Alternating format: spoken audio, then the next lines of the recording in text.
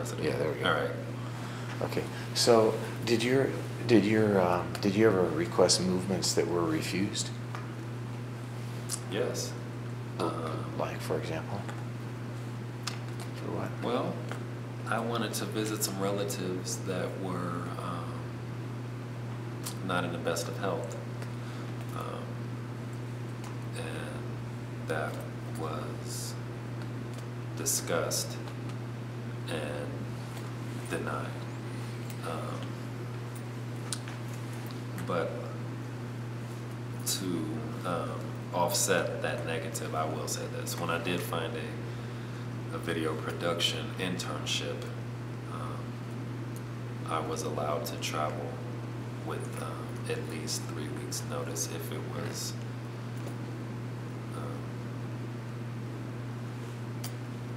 was okay by a senior supervisor or a manager. How far could you travel and for how long?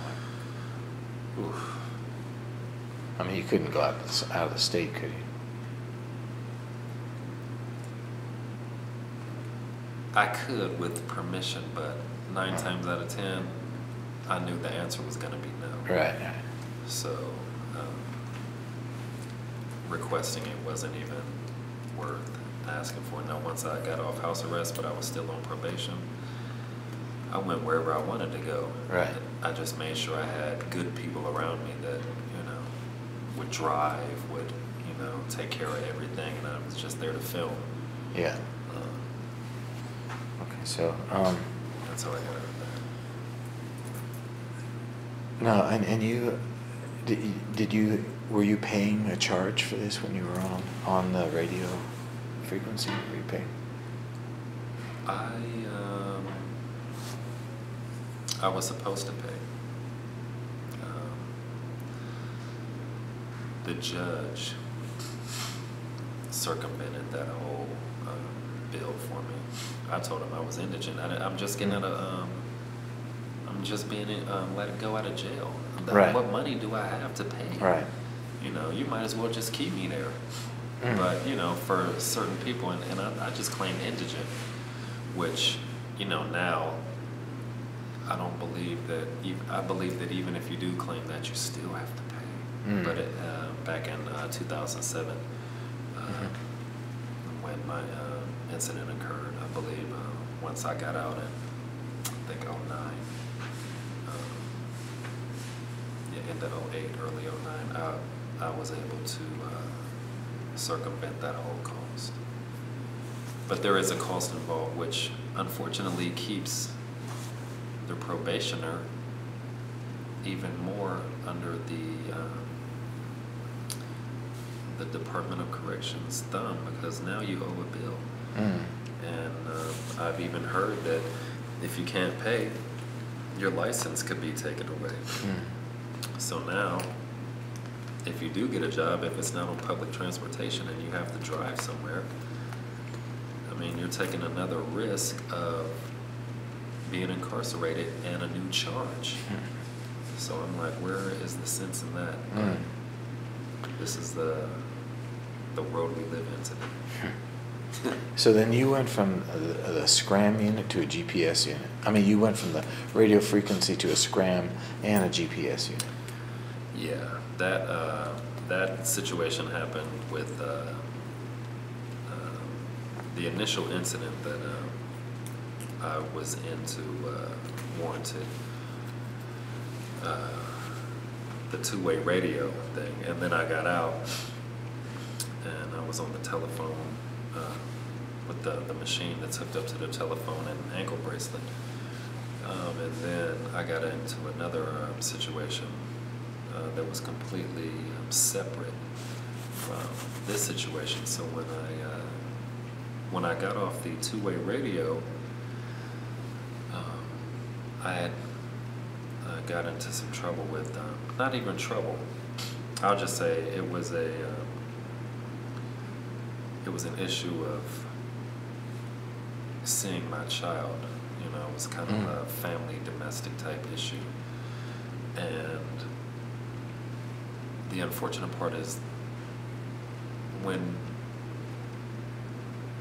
my children's mother, when she knew the the situation, she exploited it to maybe to where she could get me in trouble just by saying something. You know, I'll say this, and because I'm not already on probation, it's my word against yours. So Yeah.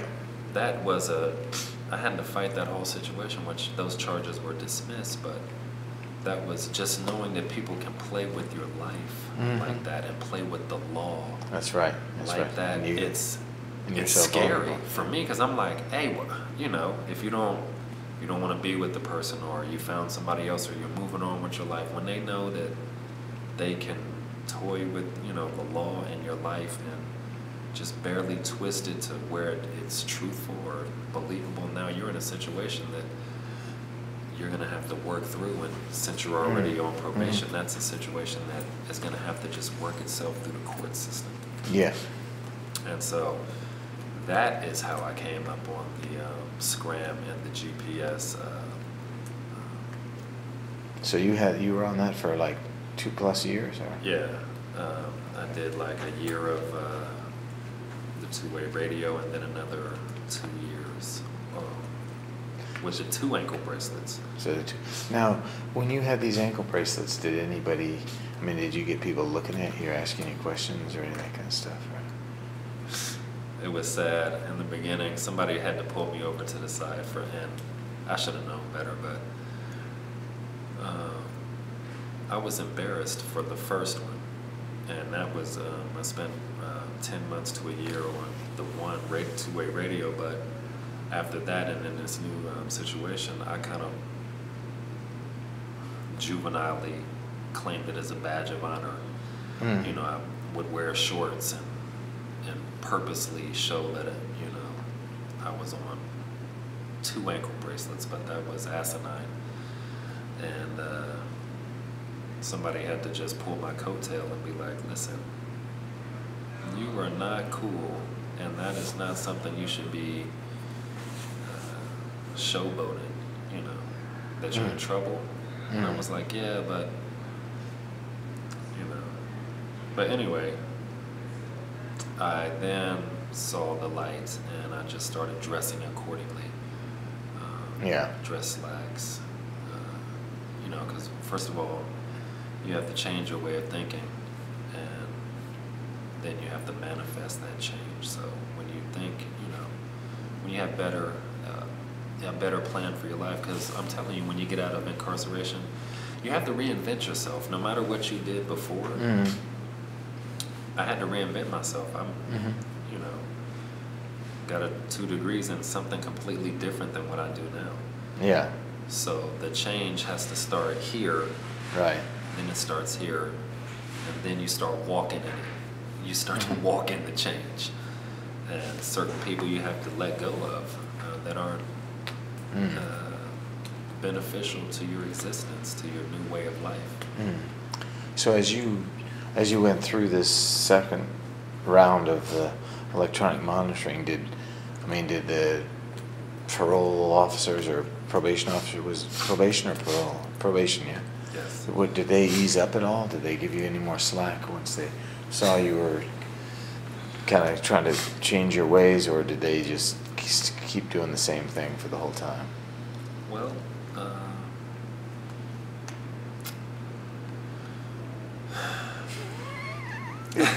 Doesn't look like it's a good answer here. when in the beginning stages of when you're in it, they're riding you. Yeah. You know, that's, you know how that goes. You're brand new. You got X amount of more years left to do with them. They got the chokehold on you. You better do what they say when they say do it, and don't ask any questions. As the years go by, you know, year 2, year 3, there's a rapport there, and it depends on your rapport with this person, just how much leeway they give you. And you know, hard head makes a soft ass. So all of that tough shit or tough talk and not doing what the probation officer says, and you're just asking you're saying, I'm not a suitable candidate for probation. Please put me back. please, at your earliest convenience. Me, I saw a different avenue. I saw a different person. I was making the change, and I was changing the people around me. And I wanted to succeed. And I started working with my probation officer instead of fighting with him. Yeah. You know, when he wants me to do something, or say I won't make it to an appointment or to a urinalysis, you know, I'm letting him know 7 a.m., hey, I need to talk to you. You know, I'm probably going to be doing this all day. I'm not going to make it, but I can be in there first thing in the morning.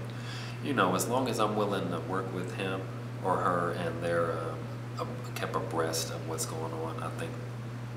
But I think that you shouldn't even do that in the beginning stages of it. You know, that comes years down the line when they have a chance to know. Did you have like the same probation officer for that time, or did they keep changing up on you? I had, I was on intensive paper for the first year with a gentleman by the name of Eric Lear, and he was on the two-way radio telephone box type thing. Then my felony probation officer, his name is Ken Stubrick, he violated me one time. I was trying to see my son. He threw me back in jail because I wasn't supposed to have contact with him. So he definitely let me know who was in charge and that my freedom can be taken away from me at a moment's notice. But once I did my 30 days, I think I had to bow down to this man. Just had to understand who he was and who he worked for, which was the state of Ohio. Sorry. No, that's good. That's good. Yeah. No, you're still sitting there. So now, the other thing is, when you were on this electronic monitoring, were you ever given any pieces of paper or documents or anything that sort of gave you any idea of what you of any rights that you had or any entitlements that you had? Yeah? Yeah, I'll give it to you. I still got all of that paperwork. Yeah? Yeah. And what did it say roughly? I mean, I'd love to see it. Wow, it's a book. It's about 30 pages of stuff. So you got I've seen this one then. This is it's the Northern Ohio District one. That's where I live at. It's 32 Northern pages. It's pretty long. If it's the one I think it is, it's the longest one in the country. I've never seen anything else like it. I've been looking for these things all over the place.